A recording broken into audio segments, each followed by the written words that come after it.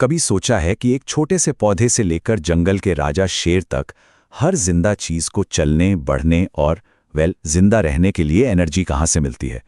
आज हम इसी बड़े सवाल के पीछे के साइंस को समझेंगे और जानेंगे पोषण के दो बिल्कुल अलग रास्तों के बारे में। असल में यही तो वो सवाल है जो धरती पर लाइफ के हर फॉर्म को एक दूसरे से जोड़ता है। चाहे वो धूप में खड़ा कोई पौधा हो या शिकार करता कोई जानवर, फ्यूल तो सबको चाहिए। पर सवाल यह है कि वो इसे हासिल कैसे करते हैं। चलिए पता लगाते हैं। इस सवाल का जवाब ना एक बहुत ही पावरफुल प्रोसेस में छिपा है। इसे हम जीवन का ईंधन भी कह सकते हैं। वो कोर मैकेनिज्म जो पृथ्वी पर हर जिंदगी को ताकत देता है। और वो प्रोसेस है पोषण या न्यूट्रिशन।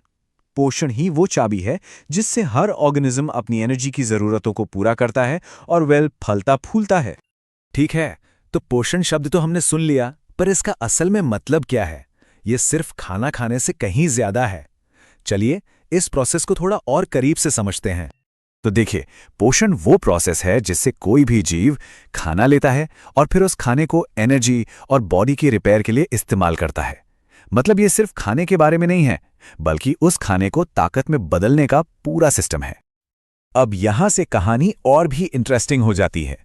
भले ही गोल एक ही हो, एनर्जी पाना, लेकिन लाइफ ने इसे हासिल करने के लिए दो बिल्कुल अलग अलग तरीके अपनाए हैं। ये दो तरीके हैं, स्वपोषी यानी जो अपना खाना खुद बनाते हैं, और विषमपोषी जो खाने के लिए दूसरों पर डिपेंड करते हैं। एक तरफ हैं प्रोड्यूसर्स और दूसरी तरफ कंज्यूमर्स। सोचने वाली बात है कि हम किस कैटेगरी में आते हैं, है ना? चलिए पहले रास्ते पर चलते हैं और नेचर के सेल्फ सफिशिएंट प्रोड्यूसर से मिलते हैं, स्वपोषी या ऑटोट्रूफ्स। ये वो जीव हैं जो किसी और पर निर्भर नहीं रहते। तो ये स्वपोषी आखिर हैं कौन? ये वो कमाल के जीव हैं जो हवा से कार्बन डाइऑक्साइड और जमीन से पानी जैसी सिंपल चीजों का इस्तेमाल करके अपना खाना खुद बना लेते हैं। इस प्रोसेस को हम सब जानते हैं, इसे कहते हैं फोटोसिंथेसिस। और इसका सबसे अच्छा एग्जाम्पल हमारे आसपास के हरे भरे पौधे। फोटोसिंथेसिस का जो प्रोसेस है ना, वो किसी जादू से कम नहीं है। सच में पौधे हवा से CO2 और जड़ों से पानी लेते हैं, फिर सूरज की रोशनी की एनर्जी से अपना खाना, अपनी एनर्जी खुद बना लेते हैं। ये तो नेचर की अपनी सोलर पावर्ड किचन है। अच्छा, तो प्रोड्यूसर्स की बात तो हो गई। अब चलते हैं कंज्यूमर्स की दुनिया में। पोषण का दूसरा रास्ता है विषमपोषी जीवों का, जो अपने खाने के लिए दूसरों पर डिपेंड करते हैं। पौधों की तरह सेल्फ सफिशिएंट होने के बजाय विषमपोषी अपना खाना खुद बना ही नहीं सकते। उनका सर्वाइवल पूरी तरह से दूसरे ऑर्गेनिजम्स को कंज्यूम करके उनसे एनर्जी लेने पर टिका होता है। और इसके एग्जाम्पल्स तो हमारे चारों तरफ हैं।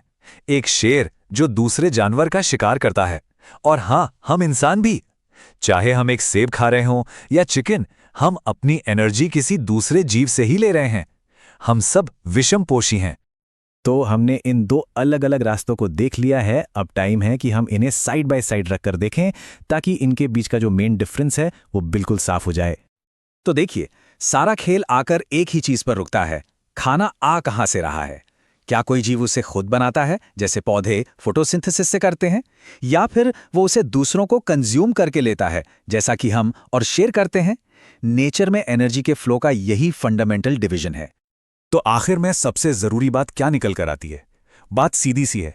लाइफ में या तो आप एक प्रोड्यूसर हैं या एक कंज्यूमर।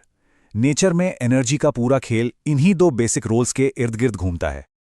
और जाने से पहले एक दिलचस्प सवाल, क्या कोई जीव दोनों हो सकता है?